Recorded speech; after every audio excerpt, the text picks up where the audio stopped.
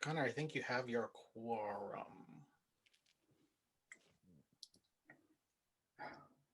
George, Well, Marilyn, Gordon, yourself. 1, 2, 3. I know. yeah. So we don't have Joe or Tim. So yeah, I guess we can continue. All right. So today is the March 24th. I forgot what day it is. 2021 meeting of the Master Plan Steering or Oversight Committee. And so I'll open the meeting at 4:02. And so our first item on the agenda is just to welcome everyone that's here. So present for members, we have myself, Connor O'Shea, we have George Kingston, we have Marilyn Richards, we have Gordon Smith, and I think Tim Murphy just joined as well. I did. Good afternoon. How are you? Good, yourself? Good. All right. And then is there any introductions you need to do from your side, Ken? I think all of the faces are the same, and you've met them on more than one occasion, I'm sure. Yes. Yes. Excellent. All right, so we can move on to our second item on the agenda, which is the approval of the minutes from our December 3rd, January 7th, and January 27th, and then February 24th meeting. And as Marilyn mentioned, before we started the meeting, she wasn't a member of the committee for the first 3 sets of minutes that we'll look at, so she won't be a voting member for that one, but she will be for the 4th set there. And so were there any additions, corrections, comments on any of those minutes? We've had a chance to take a look at them. I know I had 2 things that I found on the minute number 2, which I think was from January 7th. It just said like LCAT, like LCAT, but it should be ELCAT. Okay. And then on the 3rd set, which I think is the January 27th one, at the top it said like, what do the data tell us about Blandford? And I think that should say East Longmeadow. Yes. Caught again.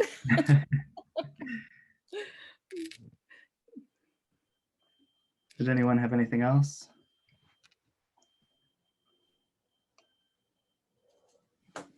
All right. So then I guess we'll approve them individually since for the voting part of it. So is there a motion to approve the minutes for December 3rd, 2020? So moved. All right, thanks, Gordon. Is there a second? I'll second it, George. Thanks, George. All right, so then we'll do a roll call vote since we're on Zoom. And so myself, Connor, as a yes. George? Yes. Okay, Marilyn? Oh, is not Abstain. abstaining from this one. And then Gordon? Yes. And then Tim? Yes. Awesome. All right, so that one passes. And then we'll do the January 7th, 2021. Is there a motion to approve those ones? I think I missed this meeting, so I'll have to abstain. Okay, So moved, George. thanks, George. I'll second it, I guess. And then, so I'll vote yes for this one, George. Yes. And then Marilyn will not be voting. Gordon said he wasn't here, so he won't vote. And then Tim? Yes. Okay, passes. And then January 27th, 2021. Let me see if I- Move to approve. Thanks, George. Is there a second? Second. Thanks, Gordon. All right, so then I'll vote yes. George?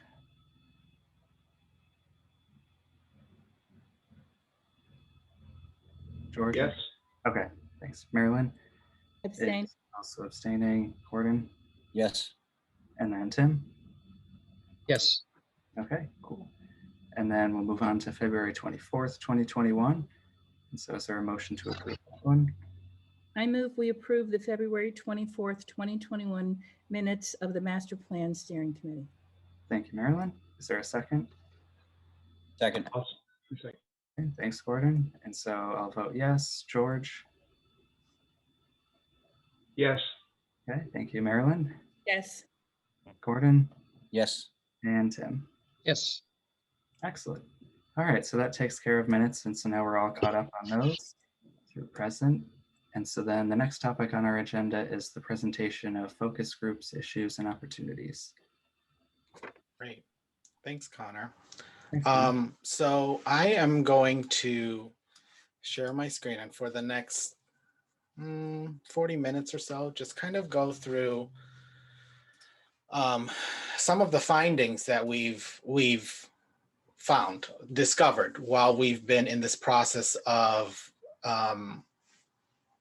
engaging with the community through this committee, through the focus groups, through the visioning session, through the community survey that was a thing back in the fall that will help, kind of guide some of the discussion, the Padlet, which is still being populated, and what probably will end up happening either today or in the future will be continued refinement of some of these issues and opportunities. So I invite you to work with myself, Lori, Shannon, Catherine, and Gary as the content authors to refine what we're going to be providing for you.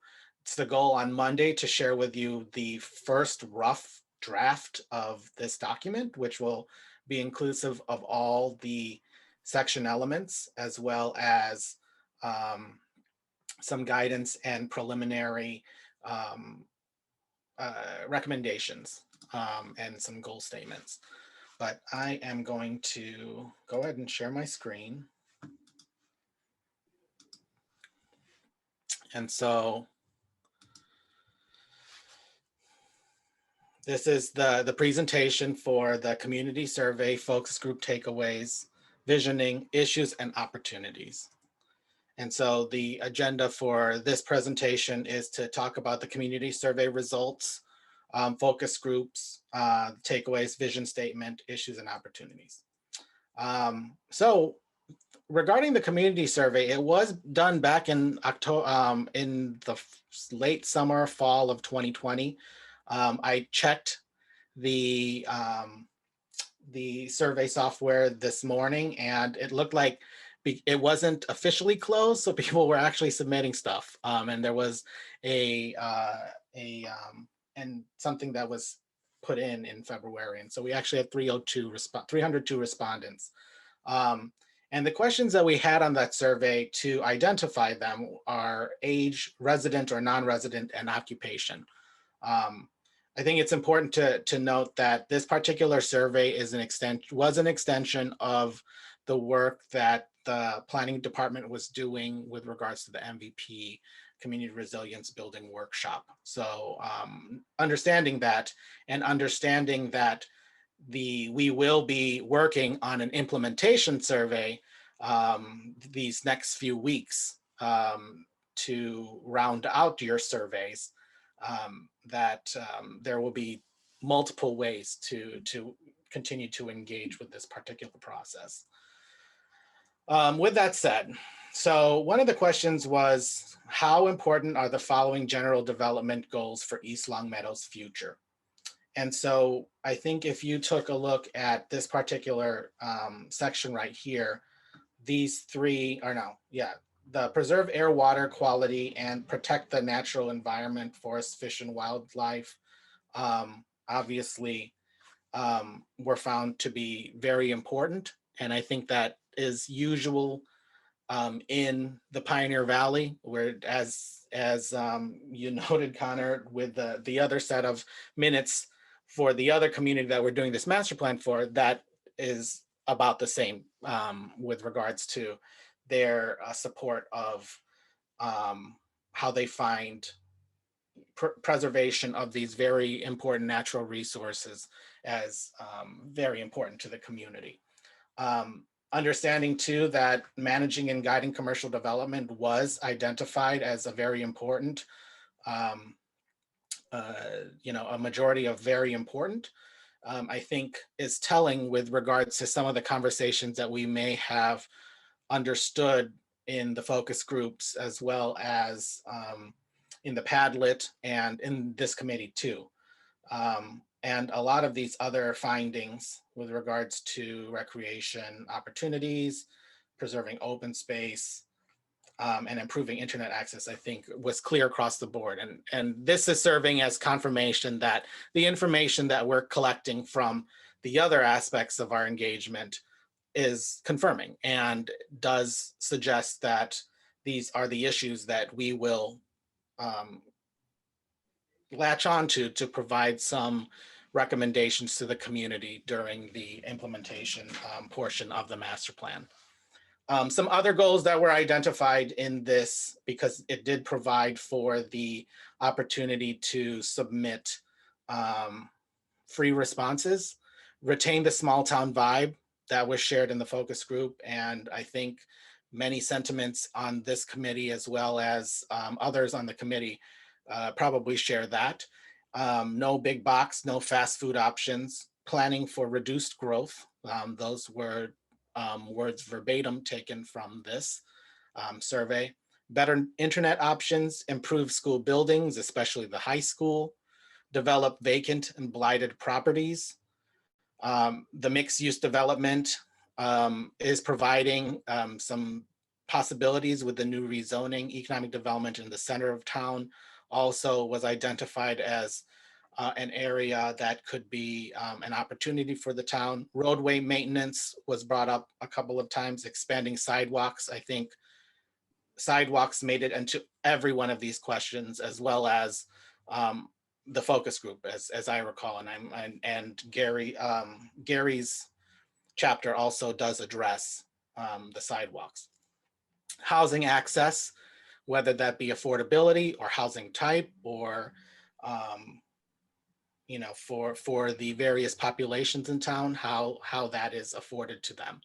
And then increasing service and volunteer opportunities to build civic pride. And I think that is something that came up in one of the focus groups that is confirmed here, that the ability to serve the community in however a resident wants to do that, I think is very important. And the recommendations will suggest some ways to accomplish that. With regards to housing, hypothetically, could you afford to buy the home which you currently live at its market value? 62% said yes, and then 30% said no. So, I think that there was some commonalities with regards to housing affordability that was brought up in various fashions throughout, the engagement process and throughout this identification of issues process.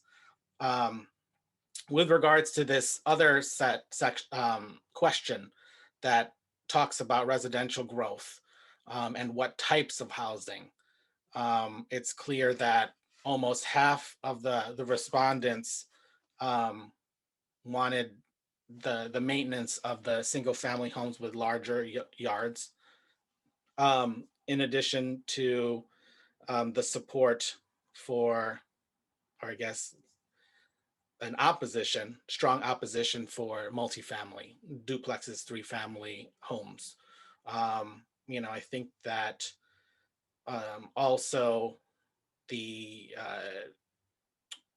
single family homes in compact neighborhoods with smaller yards is probably telling as well, with regards to the 44.5% that do not prefer that type. Can I ask a question, Ken? Sure. So when it comes to like the housing choice questions here, Mhm. was there a different breakdown based on that age group that was also collected as part of the survey? Because I wonder if we had a lot more younger people answering, were they more likely to answer single family homes, whereas other demographics would pick something else? That's a good question, and one that I will have to do a cross tabulation to understand that particular age group and their responses. I don't think I have a slide here with regards to the response rate for the age group. The largest age group that responded was 35 to 44. So that's kind of, that's not typical usually in a survey process. So I think it's interesting. It wasn't as big of a block of people that filled out the survey, but I think that the context in which this was answered is very important, and I thank you for that note. And we'll take a look and see, what the response for the various age groups was with regards to that question. I think that that could be very telling. Hey, Ken, this is Tim. Kind of in Connor's response, kind of the same thing on the first page. I had that question. I think one of the questions was about recreation, and like 26% answered not important. Like, do you have an age breakdown of those people that are answering that question not interested in the recreation programs because their kids are older and not involved in the rec department right now? Like, do you Yeah, have that I think data? that's another set of analysis that we can do Yeah. with regard to that particular question. But it makes Good sense point by Connor. with regards to recreation and with regards to homes that may be in more compact neighborhoods. Are the people that are responding to the survey that would be supportive of that? Are they younger? Or do they have families? Knowing that they're just starting out, also, first-time home buyers, is that something that is important to them? I think something other that we can be mindful of with regards to this is, the ambivalence, I guess, towards mixed use buildings, knowing that the town has adopted a mixed use development district, and is allowing for some denser development with a variety of uses. I think that maybe as more interest to possible development, when developers start coming to the planning board for, to talk about these particular projects that they may have in mind, I think there will be some definite interest and enthusiasm regarding that. But it definitely does accomplish one of the goals with regards to housing types, and housing and small businesses and the various types of uses you can find in the mixed use district. With regards to economic development, what types of commercial growth would you prefer for East Longmeadow in the future?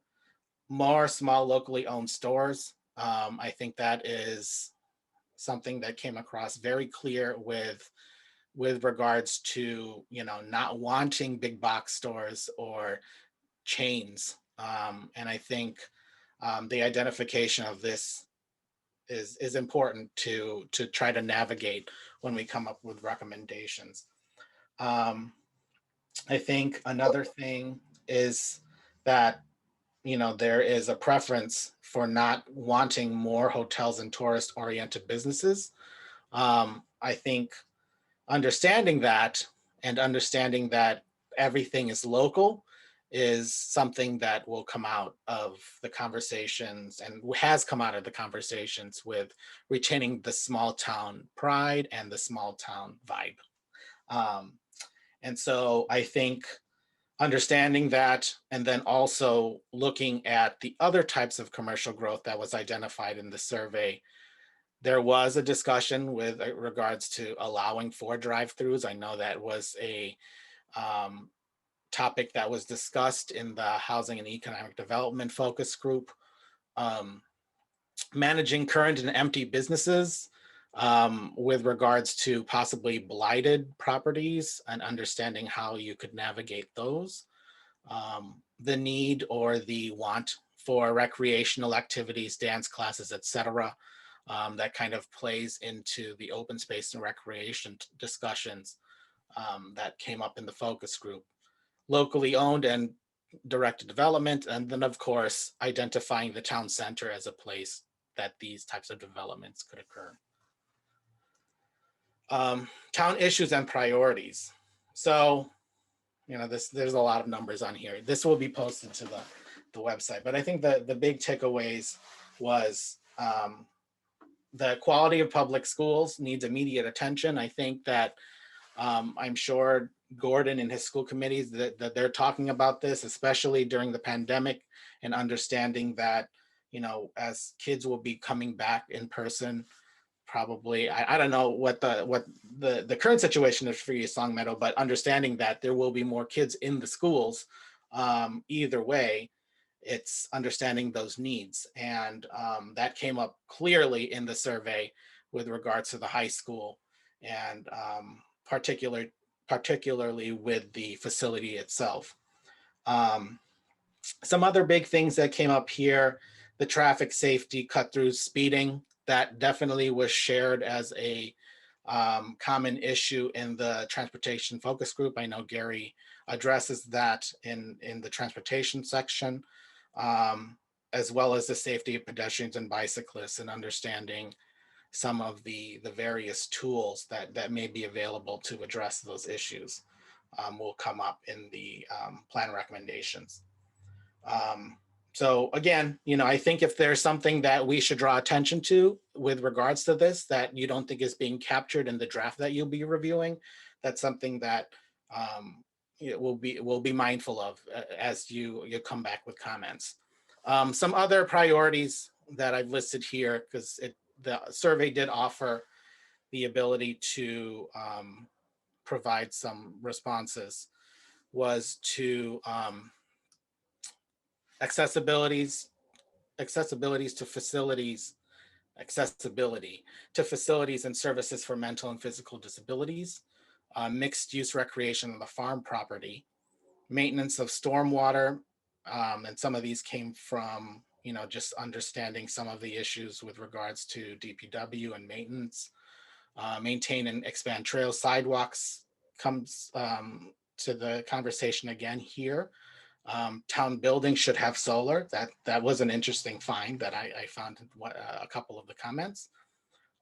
Water quality and friendly for all generations, with regards to ensuring intergenerational activities, either through the Council on Aging or through the school. I know that there are possibilities there that were identified in some of the focus groups. Okay, so focus group takeaways. So the full focus group summary will be available on the website, and it was a nice write-up by our engagement consultants. But some of the takeaways that I think are important and that show up in the draft of the plan will be, and I've split it up into the various sections, obviously here. Open space, with regards to open space and natural resources, the recreation spaces are doing well, and possibly, I think this is probably in relation to the pandemic. And when I say doing well, this was saying that the fields had time to regrow and haven't been used, which is not necessarily, a measurement of the accessibility to recreation, but I think if the town is ready to use its momentum to get people to use those facilities again, they're in good shape.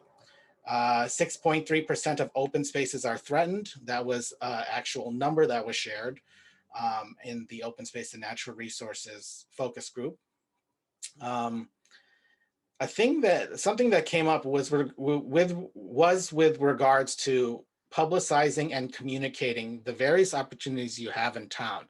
There was someone that that came to the open space and natural resources and historic and cultural resources focus group that suggested that maybe wayfinding be explored to understand the amenities that you have possibly near the depot, the trails, and understanding that could be something to invite visitors to the town, as well as really be an amenity for the residents to understand what they have in town that they can enjoy. CPA funds have been utilized to increase recreation opportunity at Pine Knoll. I believe there was a playground that is being constructed with CPA funds. Get nonprofits and committees to support work and fundraising. I think that this is probably typical of communities that have minimal or have,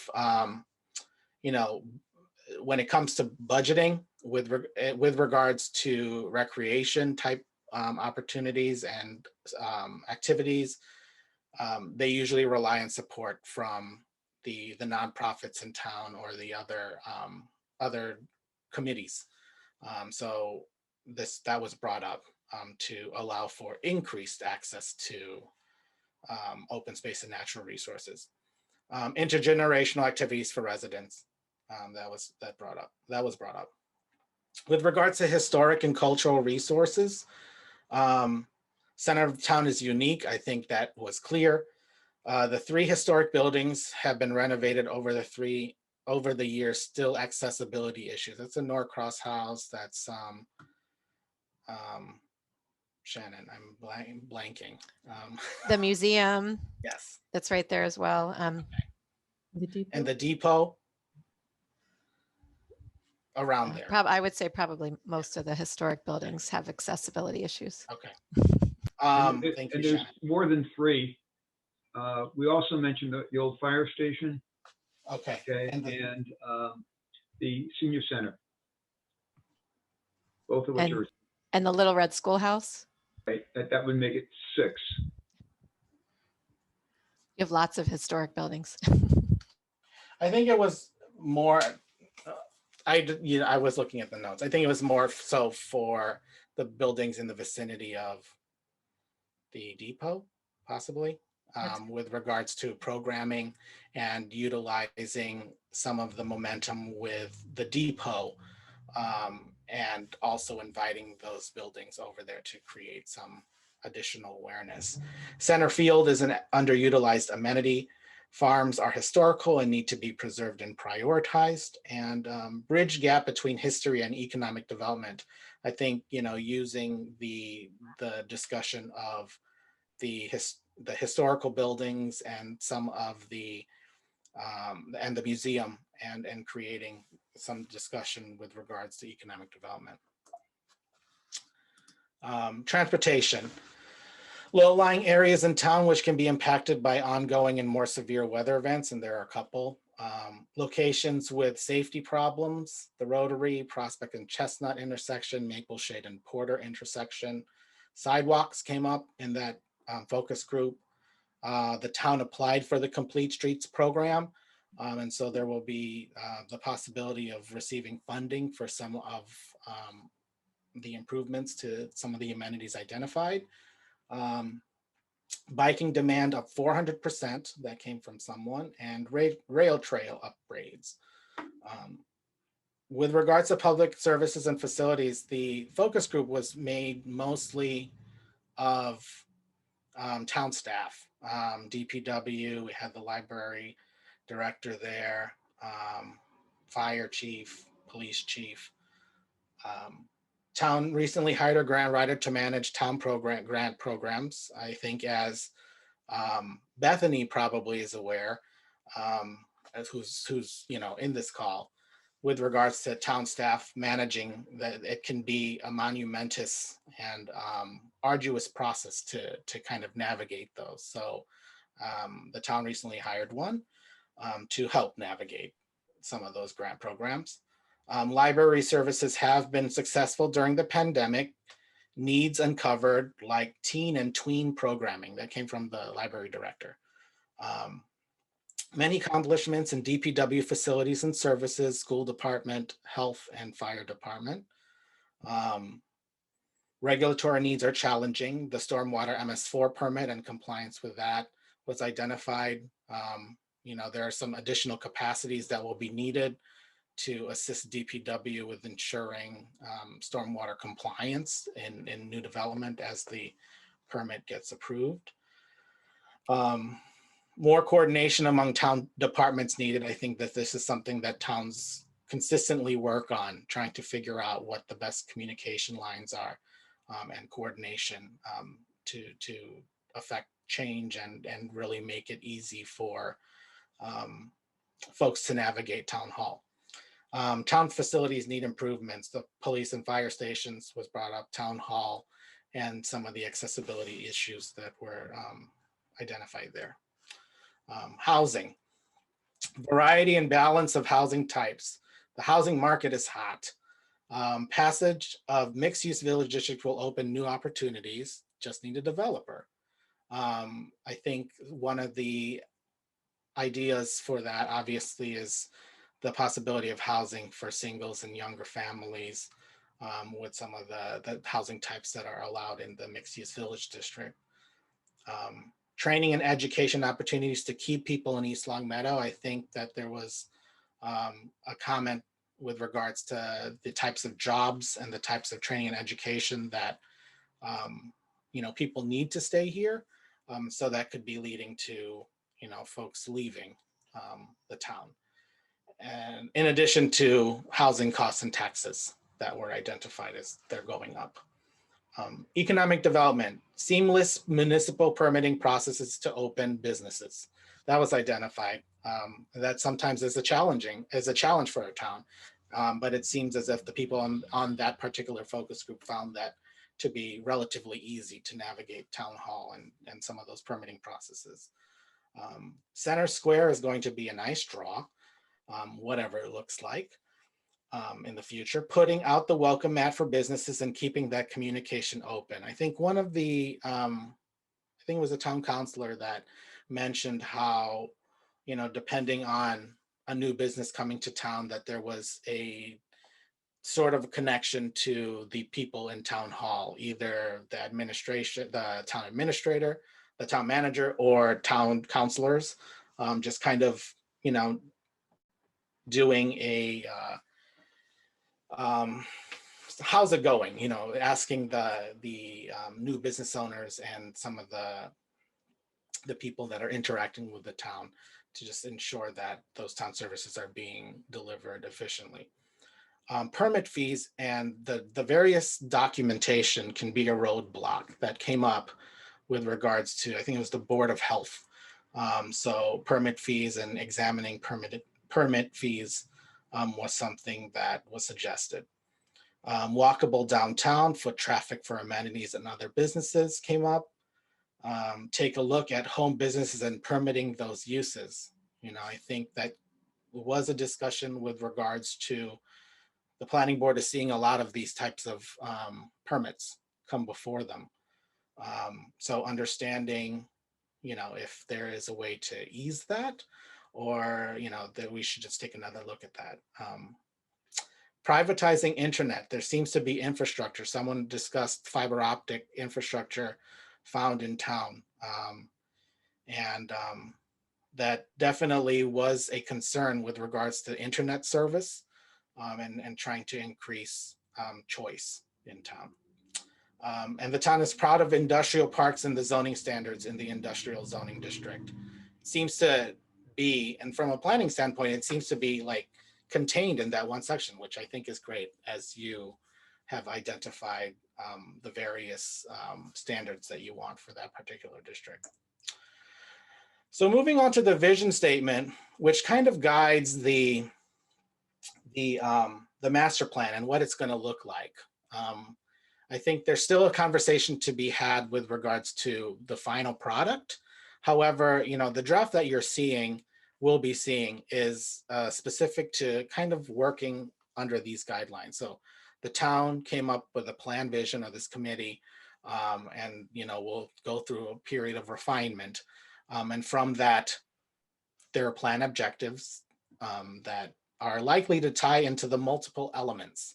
And when I say elements, that's your land use, that's housing, that's economic development. And it's the common thread that kind of navigates all of those. And then we obviously have the chapter recommendations that are specific to the chapter.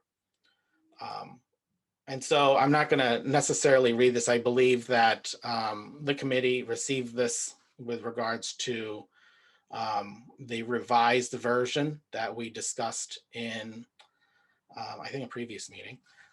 If not, these were changes that came from the previous meeting, and this is your next review of this item. And so it's a lot of words here, and I don't necessarily need to read it, but this will be, again, the guidance that we work off of as we continue on this process.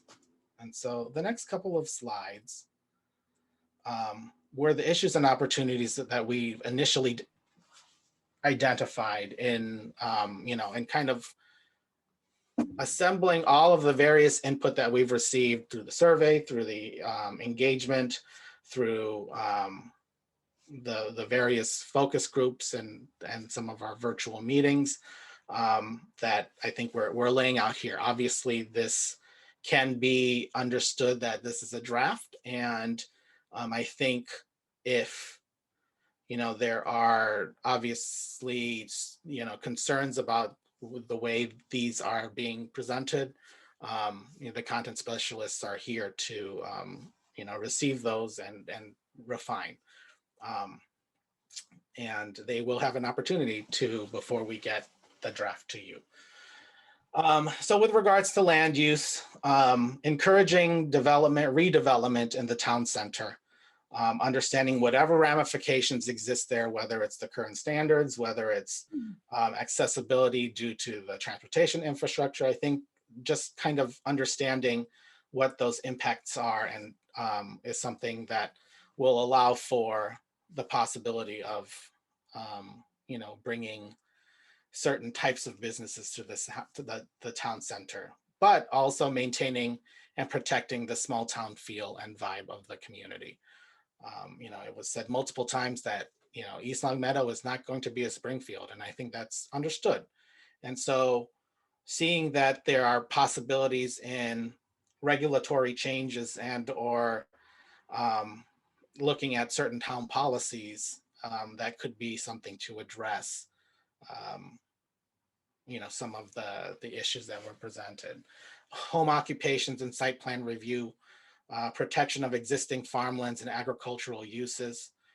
The town has this planned unit residential zoning versus open space residential development. And there are two different nuances to those particular terms. I know the town is working off planned unit residential zoning. I think it's to maintain open space and understand that there are discussions regarding open space with regards to that. But then there are also some things with regards to open space residential development that could be appealing to allow for this type of development throughout town to ensure preservation of important parcels and just creating good development that is not going to be taxing on town infrastructure. And then reviewing future development against this master plan. That's something that many communities that have adopted master plans within the regulations ensure or try to ensure that the town documents are consulted before coming to the community for a development. So understanding that if you have something in your master plan or open space plan that suggests that this parcel should be reviewed, there's going to be a conversation you're going to have with one of the land use boards that will require you to address why you're choosing that parcel when the town has identified that as a parcel to preserve, or there are certain aspects of that parcel that should be preserved. Transportation, complete streets. The town applied for the Complete Streets program. Pedestrian safety and sidewalks and bicycle infrastructure was identified, and those are things that come up in Complete Streets discussions as well. Continued monitoring of roadways and culverts to remain in a good state of good repair. Expanding the rail trail. Safety for identified traffic intersections. There were a couple of specific intersections where there were some safety issues that were understood, and then congestion mostly around the rotary. Housing, population and growth, housing for seniors, housing for young people, housing affordability, housing choice types, resilience, and home construction. And so I think, as you may be aware, there is, we did work on that housing chapter last year, and so through some additional input, some of the findings will be refined, but for the most part it reflects some of those same issues that were brought up in 2020 from the conversations that we've had with the community recently. Economic development, the town center remains a draw. Commercial corridors is an opportunity for the town to explore redevelopment and understanding, small businesses and entrepreneurship around those corridors. Preserving agricultural uses, identifying that there are ways to do that, but also create economic development for the community. Vacant industrial properties and home-based businesses came up in this discussion. Open space and natural resources, water quality, connecting wildlife and trail corridors, maintaining and preserving existing athletic fields that came up in the open space plan. But I think that was an important idea to bring and align with this particular plan, specifically with some of the recreational discussions and multi-uses that I think were identified, that could be identified. Increasing public awareness of the recreation facilities and volunteering to support open space and recreation facilities. With regards to historic and cultural resources, outdated historic inventory and undocumented resources that I think is not a unique issue. Many resources lost over time due to demolition and alterations, lack of community awareness about significance of remaining resources. There's no community preservation plan that's present for the CPA program. So that's one of the recommendations that Shannon has posed in her chapter, in addition to a preservation plan for the community. Potential accessibility issues with the existing resources.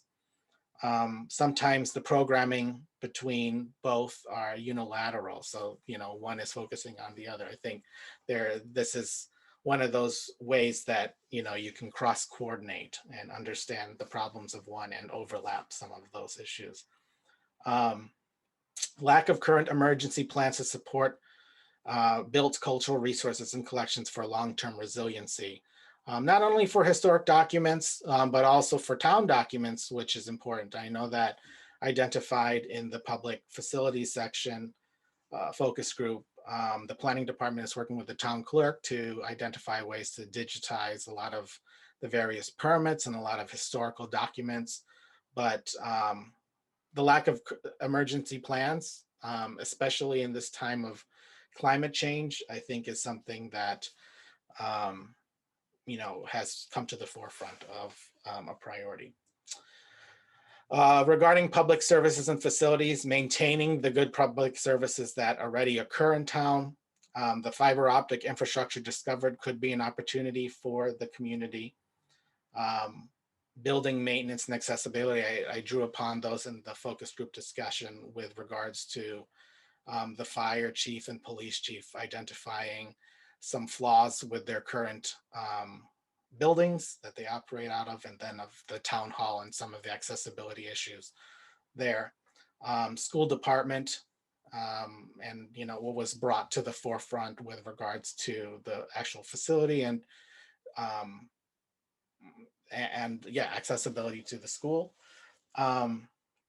Capital planning, the DPW director identified that the town has started to move towards 10-year plans, which I think is understood to be something good and a good mode of planning for some of your capital investments over time. Town department communication and improving that, and then the issue of, or not the issue, but the opportunity of increasing volunteerism as a reason for civic pride and feeling of belonging to the community. And that's it for this particular presentation. The way that I think could be helpful for this continued discussion is to, let me stop sharing, is to invite the content authors to maybe explore or discuss some of the ideas that were explored, or some of the initial recommendations rather that were explored to address some of these issues that have been identified. And I invite anyone to start. Does anyone want to volunteer? Shannon, Gary, Lori? I'll start if you'd like me to. Chat. Okay. So some of the items that Ken mentioned that I put forth as potential issues. The first, outdated historic inventory and undocumented resources. As Ken said, you're by no means unique. Most of the resources in the Commonwealth were documented in the 70s or 80s when there was an initial push for preservation. And most of them have not been updated. So now a lot of communities are working on that as they get funding, but also because the standards have changed. So the documentation is much more thorough. And why is this important? Well, first, it lets you know what you have, but it also can be used as a planning tool for next steps. So related to that, and also you've had resources lost over time due to demolition and alterations. And I was reading, I think, a 1960 plan that really used urban renewal as a tool to redevelop the town center, which we're now all talking about. The most important resources in the town center are the ones that are still there from way before that. So it's good to revisit what you have, what resources you have, and potentially consider some bylaws or ordinances if there's any that would be a good fit in East Longmeadow to meet your goals. So that was another one of my potential recommendations.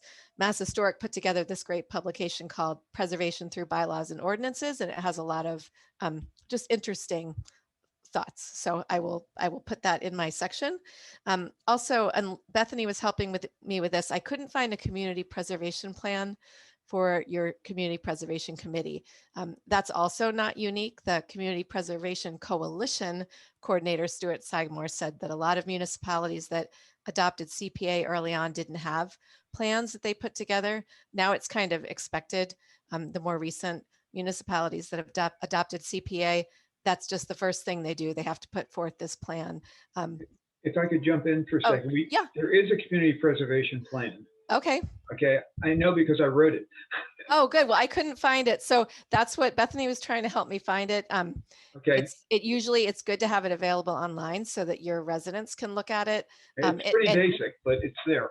Yeah, so that's I'll good. make sure So I get it to Bethany. even better, there's a start of a community preservation plan. And I think now there's a recommendation that it's updated I can't remember, does anybody remember, Ken? It's like every few years, just to like look at what your goals are. What are we focused on? What are our important things that we want to prioritize funding for? And it helps the Community Preservation Committee have a kind of a way that they're proceeding. It also helps the people who are applying know what the overall goal is. So that's great that there's an initial plan. So then my recommendation would be to update the plan and fine tune it a little bit. And the Community Preservation Coalition has local technical assistance. And they said they now are going out to communities and helping CPCs work on this. So that would be good to have somebody help get that along, because I know everyone is volunteers, as we keep talking about. Another thing I talked about was evaluate accessibility of existing historic and cultural resources and programming, as has come up in many different topics, both to be able to get into buildings, but also be able to attend events, things like that. So that's important. Bethany and I also talked a bit about pursuing the creation of an East Longmeadow cultural district. You have a great cultural council, and there's lots of different groups doing lots of great programming. And there's kind of your center of town and some of the streets that go off. It's potential that you could turn that into a district and have increased funding for programming and projects come in. And Bethany, I believe, also already had started doing some asset mapping to try to figure out how that would work. So I talked to the Mass Cultural Council, and they're very willing to come out and help communities try to figure out if that's feasible. Foster in-town and regional partnerships for coordinated programming. There's lots of great groups in your town doing things on their own. So like my focus group, there were a couple groups talking about farmers markets. They all had the same idea, and it's just getting everybody to the same place. So you already have the mechanics for that. And then finally, planning for resiliency of built resources. So your buildings, your town-owned buildings, your cultural resources that you really would hate to lose if a disaster happened, just kind of having an emergency plan, looking at building the maintenance, the gutter systems, things like that, but also having a plan if, let's say, God forbid, a tornado comes down the street? Who's in charge? What are the steps? So there's other municipalities in the Commonwealth that already have started this process. So it's a good thing to know. And also, finally, resiliency of collections, whether it's paper, physical collections, just having a plan, both sometimes to digitize things, but also, as was recently pointed out to me by another town planner, they imagine like floppy disks, and our technology is constantly changing. So let's say we digitize everything and we don't worry about the actual original copies, and then all the technology changes and everything we digitized is gone. So kind of planning both ways. These are all good things, I think, to think about. Okay, I'm done. Thanks, Shannon. Lori or Gary, anything to add to the context of your sections? Yeah, I am happy to go. I think one of the things that you'll see when you get your draft to review is we for this draft did not get extremely specific on locations for safety studies. I think some of the content gets into, crash history and the problems we're seeing. But I guess the challenge that we're interested in your feedback as a committee is where you might specifically begin to prioritize and how you'd like that mentioned in the actual plan. So you won't see the Rotary specifically identified. And that was because as part of the focus group, that was something that did come up, as it was felt that the Rotary should not be addressed because they didn't want to see the small town feel, get changed. I think there needs to be a balance there. And I'd like to work with you on how you'd like to see that addressed in your master plan. We certainly can make a case of there's a safety issue at the Rotary. It's just a function of how you might like to see that addressed and how your vision for that town center is communicated in your master plan. So I wanted to at least make you aware of my thinking as you're looking at a draft document. I think the other piece is you do have a number of traffic signals and a number of multi-way stop signs right now. Most of them aren't meeting current standards, and it really makes sense that you begin some sort of progressive analysis of what you may want to do moving forward. This is especially important when you're getting into meeting pedestrian accommodations. And it's important that you're continuing to have ADA accessibility standards being met at your intersections. So with the importance of walking and addressing pedestrian needs, that's going to be one of your areas that it's going to be important to focus on. I think the good news is your sidewalk master plan is an excellent resource, and it's something that is very easy to take and plug in. You're doing a lot of great work in that area. You have a nice way where you've identified needs, and you've identified the potential to meet those needs and expand on that existing system. So over time, you are going to see more improvements in that area, and that's something that maybe you can continue to build on. But it's a very good place to start.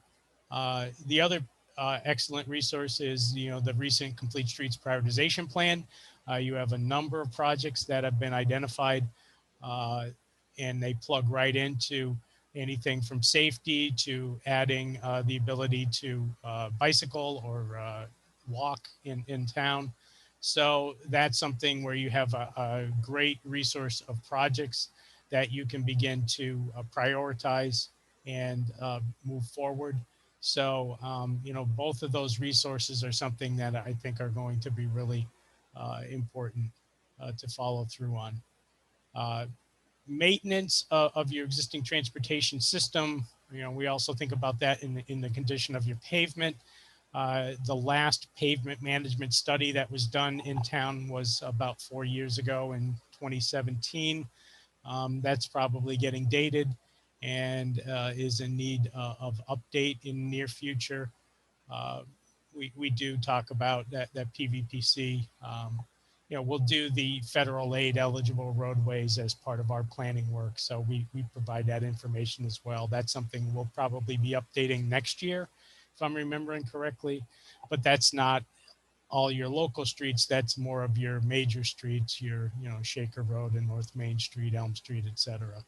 So one of the things that we found there is not a lot of availability on right now is you just don't have a lot of traffic volume data.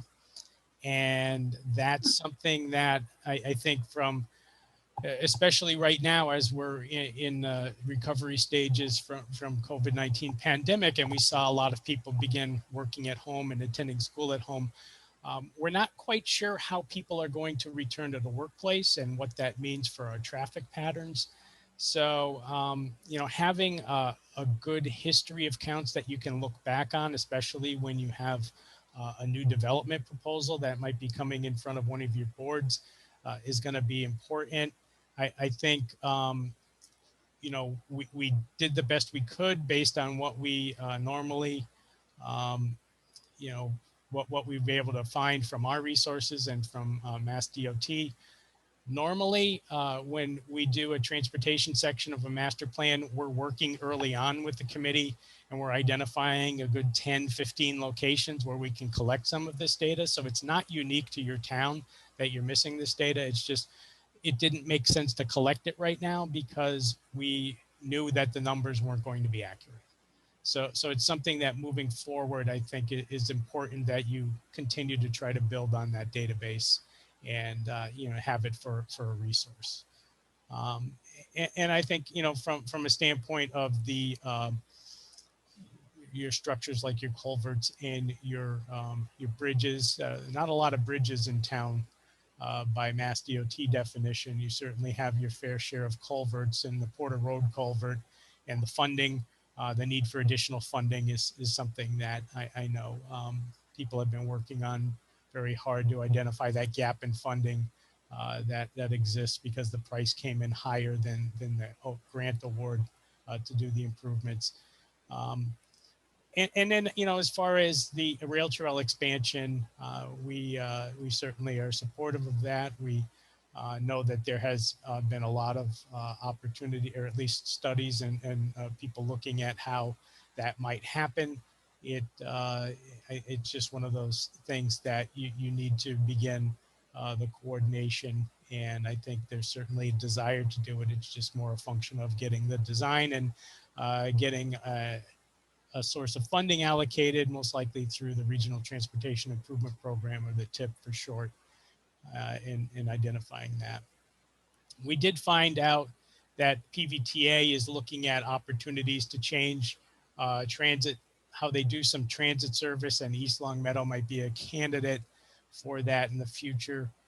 So they're calling these cross-town transit service. And just to explain, most of the transit service for Pioneer Valley Transit Authority pulses out of Union Station in Springfield.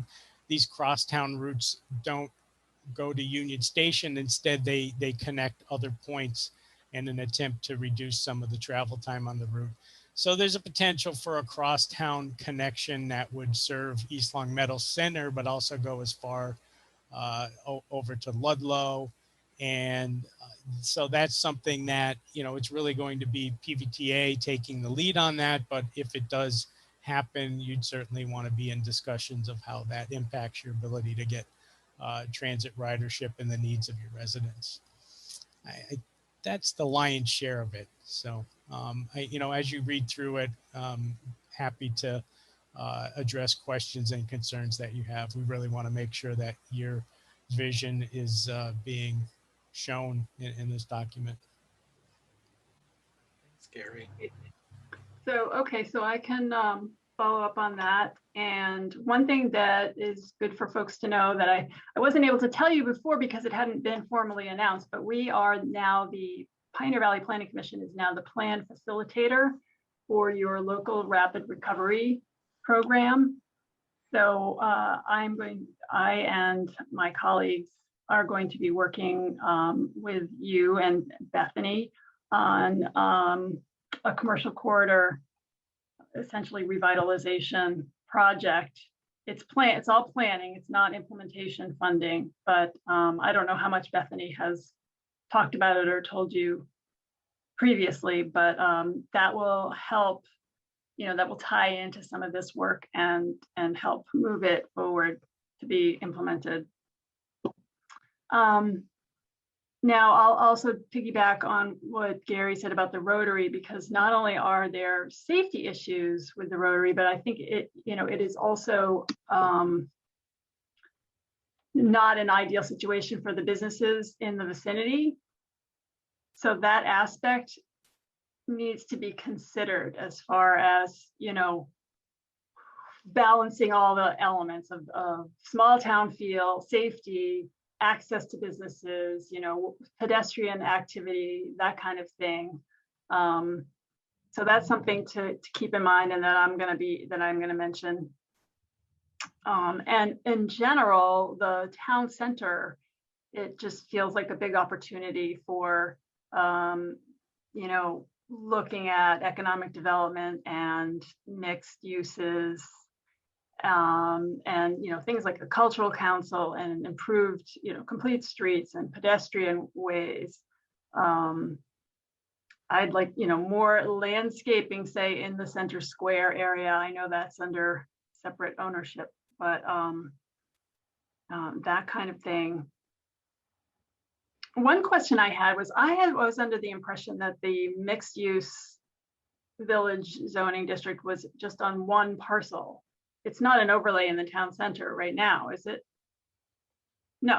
So I was going to suggest actually an overlay for the town center, because there's a large area of industrially zoned area that's just behind the, did I say open square? Because that's in Holyoke. Center Square. Center Square development. And it's across the street from the train station. Forget now the names of the streets, but there are a couple streets back in there, and there are some sort of semi-industrial commercial uses that are fine, but it may be an opportunity as those turn over to redevelop some of those parcels in ways that are more town center like, and perhaps even mixed use. So that's something I'd actually love your feedback on now, if, as soon as I kind of get through this list. Entrepreneurial support, definitely something, you could work more with the chamber to work with businesses on that type of thing. Home businesses are a trend now, and it's sort of the wave of the future. So it'd be good to look at what you're comfortable allowing and not allowing in that realm.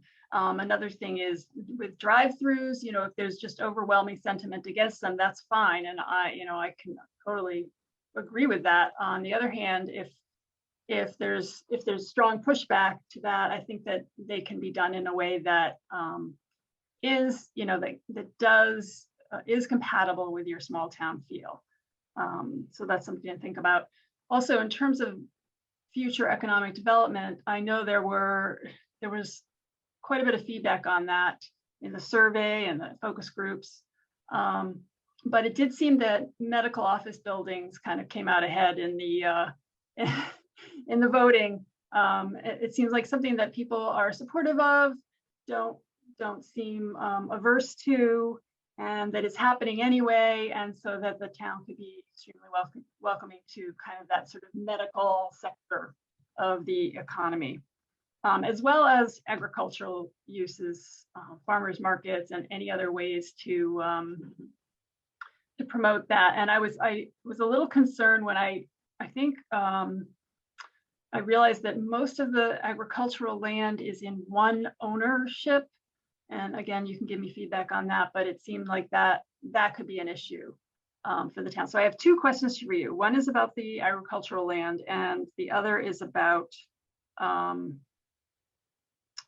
town center and a potential overlay, mixed use, rezoning, et cetera, et cetera.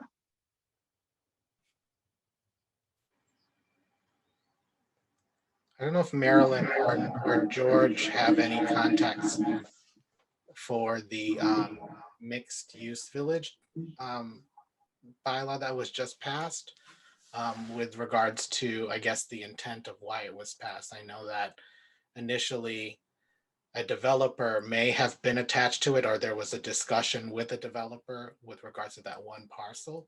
But so it's just one parcel, right? No, No. No. go ahead, George. Okay, so see, I don't have the right information. Okay. All we have done so far is to pass a mixed-use bylaw. I don't think we've actually rezoned No, no. yet any parcel. Now, it was done with a particular parcel in mind, but it's not limited to that parcel. Okay, any parcel that meets the requirements could be developed that way. And we went into that knowing that. It was not done necessarily for just one place. It could go elsewhere. So, but it does have a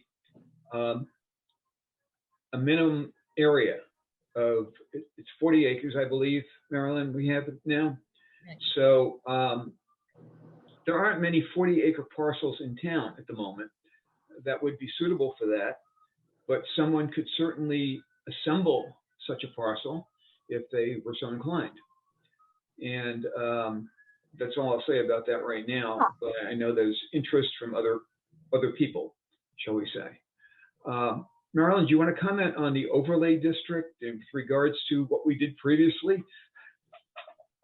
I'm happy to, yes. The overlay district was originally proposed with the first bylaw attempt for a mixed use district.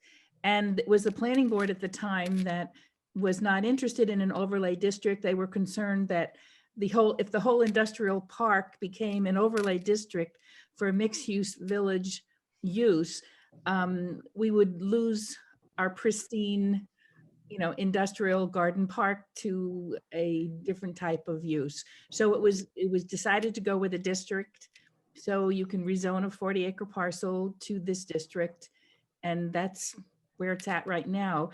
This 33 Chestnut is the parcel that has been the most talked about. We haven't heard anything from the developer in a while, so I don't know what's happening. And there has not been a zone change request that the council has acted on. Okay. So, and as So- far, go ahead. In terms of industrial property, I mean, the existing industrial park to the south, Correct. that is essentially full. That's not what I'm talking about at all. I'm talking about industrially, I wish I had the map right here, but industrially zoned land. There's a big purple swath that goes right through the town center, right? And it goes down Shaker Road. One side of Shaker is industrial zone. There's also areas true off of Maple Street where there are some smaller parcels that are industrial zoned that actually follow the rail trail. Yes. Where the railroad. Because the railroad. Right. Historic uses along the railroad. Yes. These are strips of land, not necessarily very deep. Yeah. So there would have to be some creative use to how to get your best bang for your buck in terms of utilizing the land. Mhm.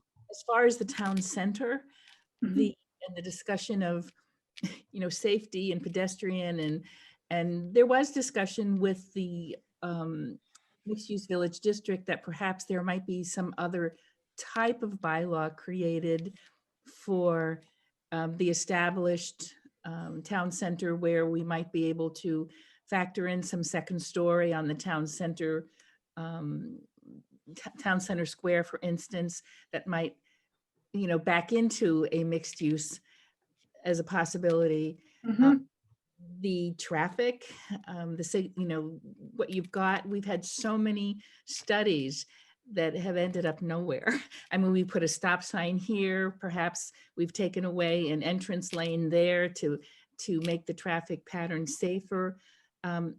I don't believe there's enough property for a roundabout like we've seen going up in Amherst and Hadley and all these wonderful intersections that are so beautifully, um, accessed because we don't have the property. So I'm interested in what might come out of a suggestion to, as far as traffic flow through the center, because lately it's just those of us who live here know how to get through, and we ask you to be patient and courteous and safe, and you'll get through to the other side. But how to make it better, I don't know. It's really been a challenge. If I can just give you a sense of what's happening now, I think you may be surprised, and certainly I can't give you any promises because I'm not, an intersection designer, but we're seeing more and more the modern roundabout, the circle design is not the only solution anymore. And we're seeing different shapes that are being used that can work within the existing right of way. So I understand, things get studied to death and it's difficult. But in the case of East Longmeadow, you have so many crashes at this rotary, 180 over a 3-year period. I think we could make a case to the Massachusetts Department of Transportation that they should be studying this. And because they're studying it doesn't necessarily mean the small town feel would be lost because you would be a participant in that process. And I'll give you an example of a recent study that was just done for a new potential turnpike interchange out between exits 2 and 3 that ultimately the decision at this point is we're not going to move forward because it's likely not supported by the small communities that might be impacted and have to host it. So having a study done doesn't force your hand. You may find that in design, there are new design opportunities because of the scale of the congestion and the safety problem. I believe it may not be something that the town is funding, though I can't guarantee that. So, I think having something in as far as, look for opportunities to work with Mass DOT, we could certainly even put in, your state representative and senator in there as a potential resource for this. I think you might be able to find a solution that people can be comfortable with that doesn't necessarily change that small town feel. So I know that previous studies suggested the taking of some land. They also suggested we have 7 roads coming into the center, and make some of them entrance only, exit only. It created convenience issues that the town was not receptive to. I'm sure that if there was an opportunity, we would look at it. I'm sort of a realist when it comes to what we're dealing with and what we've been living with. And we also have a huge development that's going to be taking place in the center of town. They're going to be combining the Meadow's property with the convenience store, and they're going for a 6,000 square foot convenience store with I think, George, 10 pumps, gas pump right in the center of town between Elm I Street. haven't seen the final design yet, so I can't comment. But Okay. Well, that's what I saw on the electronic file. Yeah. So I know that that's happening, and there's going to be a substantial investment into that parcel. So that's going to sort of restrict what kind of changes will come down the road. yeah, it's certainly something that you want to be concerned about, and you want to make sure all of those things are addressed properly.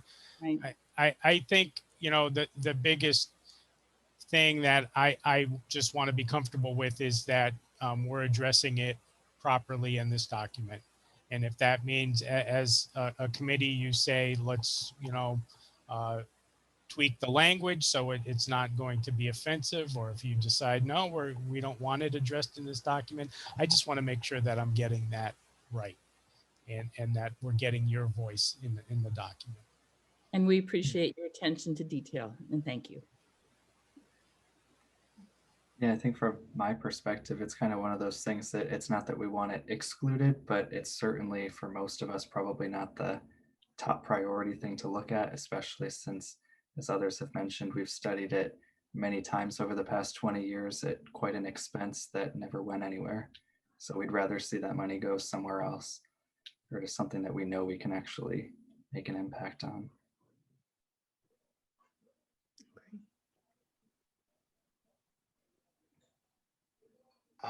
Lori, there was a second question, right?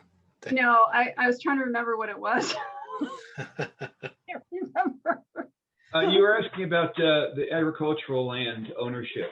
Oh, yeah. Yeah. Right. In fact, one individual owns 4 separate farms, if you will, and they do constitute a large portion of agricultural land in town.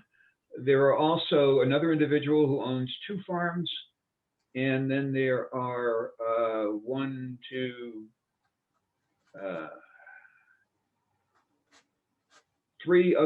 4 other farms that are owned by individuals, and a lot of small scale agriculture, kids growing chickens and eggs and stuff like that. So yeah, a lot of it is concentrated in one individual, which is one of the reasons it's still there, because he's enthusiastic about farming and is scarfing up land when he can at reasonable prices to expand his operation. And he's been very successful with it. Okay. Wait, I missed the sentence you said, and the reason why you said something. I'm sorry. I said he's one of the reasons why agriculture is still strong in the town. Yeah. Okay, his enthusiasm for it. His enthusiasm. Okay, maybe that's what you said. Yeah. Yeah. And so, and is that something that you think will be passed down in the generations of the family farm? I don't think it will go in his family. I think that he will be looking for someone to take over the operation that he could sell to, who would have a similar approach. Okay, I mean, I know the guy, and he is very dedicated to agriculture.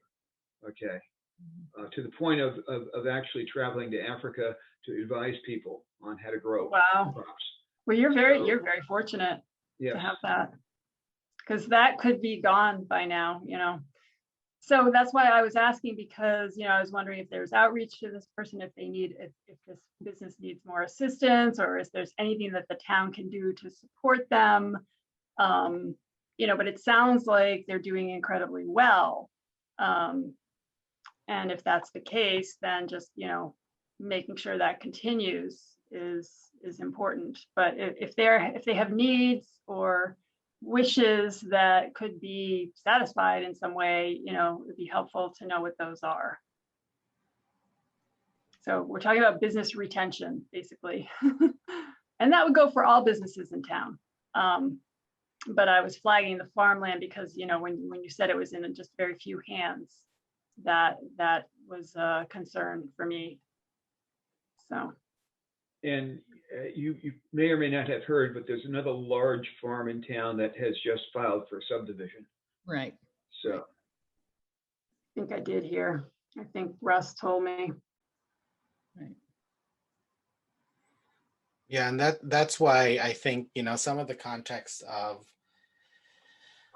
some of the recommendations in the land use section is to ensure, you know, protection of those parcels, or at least attempt to, and either it's through a review of some of your zoning, most of your zoning and subdivision regulations, you know, identifying those natural resources and drawing attention for developers to address some of those particular resource lands that could be very important to the town.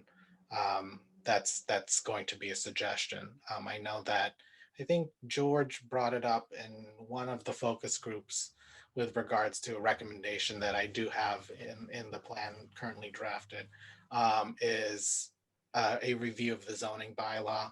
That would also include the zoning map. And I know that even in discussions in this meeting, identifying those particular parcels, how to address, that strip and through the center of town, how to navigate future development. The focus groups also drew attention to blighted properties. I don't think I've recalled that in any of our conversations. But I don't know if any of you have context with blighted properties. That it came up in the survey, and I think in the Padlet. But is there either in the center of town or in the in the denser part of town, where there's an issue with blighted properties? Yeah, so right in the center of town in that industrial zone that's linear along the rail trail, because there used to be businesses using the railroad there. There's the Carlin company building. It's completely vacant, and it has brownfields issues. Yeah, okay. So and Russ has suggested, I think quite openly, taking it by eminent domain. But I was thinking that rezoning might be a more effective technique.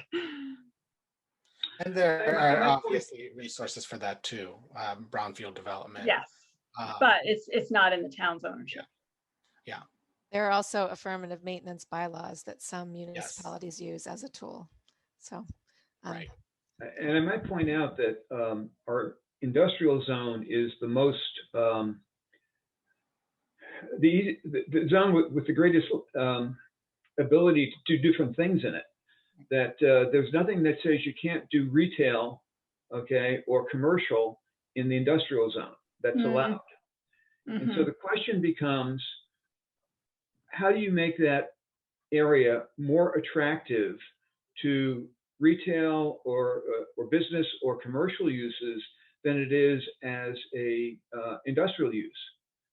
And industrial land is hard to find in this area, so it does have value as industrial. And to convert that to retail, you'd have to make a good case that the retail is a better economic use of it, the land, than whatever else is there. And to that point, I mean, I think we've seen in other parts of town that other commercial buildings, whether it was office spaces or even retail space, it hasn't been 100% full. So trying to convert it to something that would just sit vacant as well isn't necessarily the best use either. Yeah. So this may be touchy with regards to cannabis. I know the town probably, and I think in talking to Bethany, there was the town banned the establishments throughout the town. But I was wondering if there was, any rumblings, because towns are starting to, not necessarily all towns, but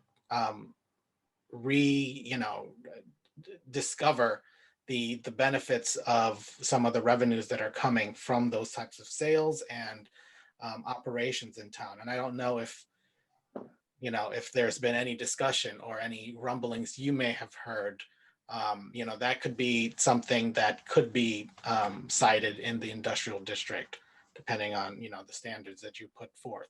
But I don't know if there's any discussion, and that's fine, then it stops here. But has there, been any discussion since the town banned it? Not to my knowledge. Okay.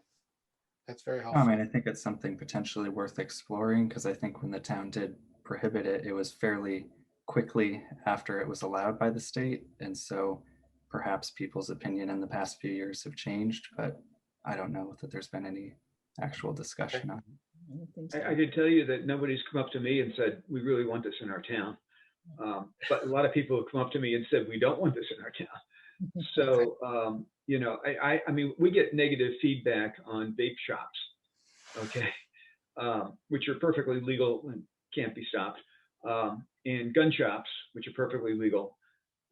People, I'm not sure what they want to see in town other than restaurants, but there's a real pushback against those sorts of businesses. That's fair. I mean, and it, you know, and the reason why I brought up is it comes up in surveys in other communities that I've been in. It hasn't come up in East Longmeadow. So I don't know if there was, you know, the sentiment of the town is that, you know, they're one and done after you banned it. If there's been any future discussion, but we won't address it. And so I think another thing that came up that in the interest of time was the solar discussion. And this I think is important in many of the communities that I currently work with. You know, and I know the town just passed a moratorium, I believe, or is exploring a moratorium. And so I don't know if there's any context with regards to solar and the types of things you are trying to achieve with a bylaw amendment, other than trying to slow down the growth of solar. Is there any context, George or Marilyn, or you know, any of the others on the call with regards to solar? George. Yeah, I've been heavily involved with the solar issue for years now, and there's no opposition to having solar in town, and there's no movement to slow it down at all. The idea has always been that if you're going to put in an industrial scale solar array, you should put it in the industrial zone or the industrial garden park zone, and not in residential areas. People do not want these in residential areas. There's a huge field right across the border in Hamden that is absolutely ugly, okay? And that's not what people want. We have been approving solar carports. We've done a lot of approvals for rooftop solar in industrial and retail places, and those have gone in beautifully. Nobody even knows they're there, okay? And that's what the townspeople, I think, want. They want solar. They may want it on their own house, but they don't want to have a field of panels in the middle of a residential area. And that's what we've been trying to achieve balance on going forward, okay? We do have a large industrial scale solar array in town, in the industrial zone, south of Densville Road. And it hasn't been activated yet, but it's there. At least I'm not aware that it's been activated yet. Great, thanks, George. Okay, so I have one question before I think finishing up is we're starting to plan for the implementation workshop, and I'm sure that Barrett Planning Group, so Fiona and Alexis, who you've met, will be reaching out to Bethany with regards to a future date. But is there anything in May that maybe we should be aware of other than Memorial Day weekend, where we wouldn't necessarily have, you know, something like this? But is there any, you know, you don't have town meetings, so that you don't have to worry about that, but you know, either civic events that would, you know, would create the dilemma of participating in an implementation workshop versus you know, an event in town. Is there anything in May? You know, we've been sort of so quiet because of COVID, and now that things are starting to relax, it's possible that we might see some, you know, some gatherings of something, whether it's farmers markets on weekends or Okay. athleticism, you know, athletic competition getting caught up to where we were, you know, behind because of COVID. It's hard to say, but right now I don't know of anything. Okay, thank you. Okay. So with that said, I think just quickly with regards to next steps, you'll be receiving the draft early next week.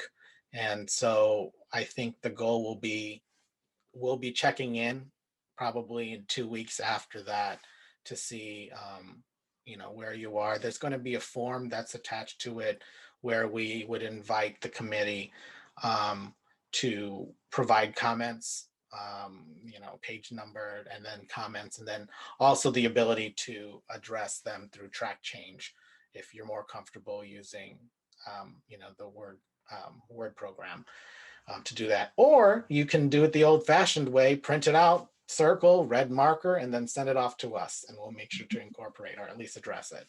Did you say because of me? No, Marilyn. I printed a lot of stuff when I was at the office this morning too. I'm a hands-on person.